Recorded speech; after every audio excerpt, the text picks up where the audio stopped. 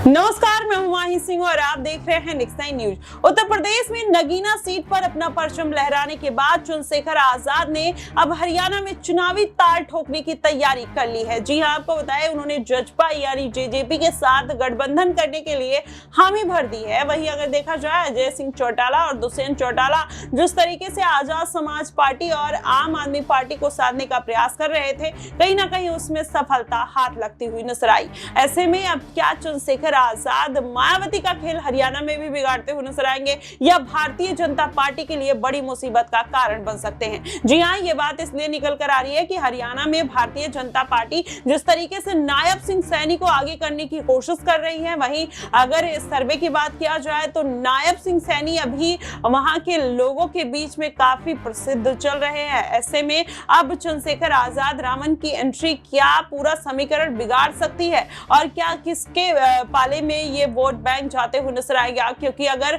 उत्तर प्रदेश की बात करें तो उत्तर प्रदेश में भी कहीं ना कहीं दलित वोट बैंक में आजाद और मायावती में बंटने की वजह से भारतीय जनता पार्टी को भारी फायदा देखने को मिलता है। वहीं अखिलेश यादव को नुकसान का सामना करना पड़ता है। लेकिन हरियाणा की अगर बात करें, हरियाणा में अगर भी ऐसा कुछ होता हुआ नजर आता है, क्योंकि वहां पर भी जो दलित वोट बैंक है और 20 से 22% जो लोग हैं हरियाणा में, वो उत्तर प्रदेश के रहने वाले हैं। ऐसे में अगर ये सारे रणनीति को कहीं ना कहीं चंद्रशेखर आजाद रामन साथ लेते हैं तो उनके वोट बैंक में इजाफा तो देखने को मिलेगा, साथ ही भारतीय जनता पार्टी को बड़ा झटका लगता हुआ भी नजर आ सकता है। और उसके साथ अगर देखा जाए तो अखिलेश यादव भी मैदान में उतरने के लिए बिल्कुल तैयार हैं। वो भी हरियाणा के लोक विधानसभा चुनाव में कहीं ना कहीं अपनी किस्मत आजमाने की कोशिश करते हुए दिखाई दे रहे हैं। और यही कारण है कि वो कांग्रेस पार्टी पर प्रेशर बनाने का भी एक रीजन उनका निकल कर सामने आ रहा है। वो कांग्रेस पार्टी से 5 सीटें चाहते हैं, जबकि कांग्रेस पार्टी उनको 5 सीटें नहीं देना चाहती।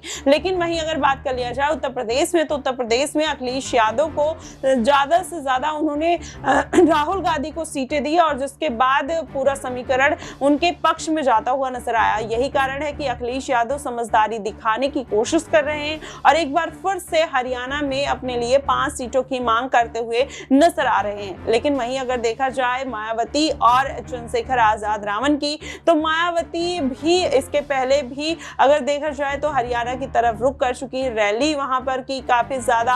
और इससे माना जा रहा है कि अब इनेलो के साथ जो 1998 में उन्होंने गठबंधन किया था, वो कहीं ना कहीं दोहराने का प्रयास मायावती करते हुए नजर आ रही। अगर ऐसा हुआ तो कहीं ना कहीं भारतीय जनता पार्टी की जो मुश्किलें हैं वो बढ़ती हुई नजर आएंगी और दलित वोट बैंक में काफी कटौती देखने को मिल सकती है। क्योंकि आजाद रावण ने जब से नगीना सीट पर जीत दर्ज की है, उनका जो ऑरा है, जो एक जनाधार है, वो लगातार बढ़ता हुआ नजर आ रहा है। उसके साथ ही अगर देखा जाए तो हरियाणा में ये सारी बातें इसलिए महत्वपूर्ण हो जाती हैं क्योंकि भारतीय जनता पार्टी जिस मुश्किल दौर पर कहीं ना कहीं सीएम चेहरे को लेकर गुजरती हुई नजर आई थी, क्या इस बार चंद्रशेखर आजाद और मायावती और अखिलेश यादव के आने से वो पूरा समीकरण बदलता हुआ नजर आएगा, बिगड़ता हुआ नजर आएगा? क्योंकि अलग अलग राज्यों से अलग अलग नेता और मंत्रियों का जो जनाधार आता है, वो कहीं ना कहीं बड़ी पार्टियों के लिए बड़ा खतरा बनने की संभावना भी रखता है। ऐसे में मायावती, अखिलेश यादव का फिर से रुख करना कहीं ना कहीं इस बात की तरफ संकेत देते हैं कि क्या आने वाले दिनों में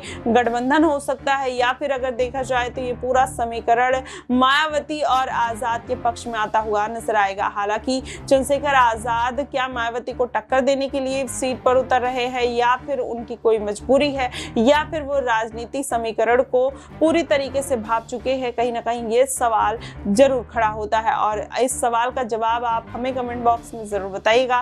फिलहाल के लिए बस इतना ही। देश और दुनिया की तमाम खबरों के लिए हमारे साथ बने रहिएगा नेक्स्ट 9 न्यूज पर।